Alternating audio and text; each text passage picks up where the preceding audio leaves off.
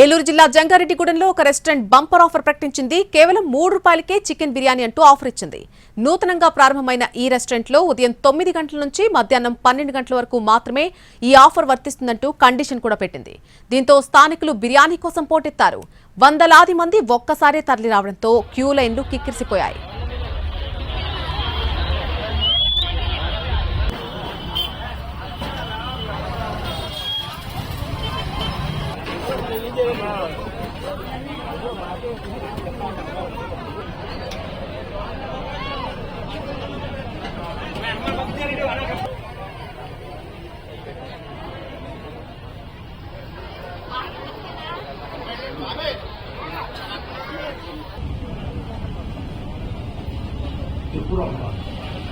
TV 9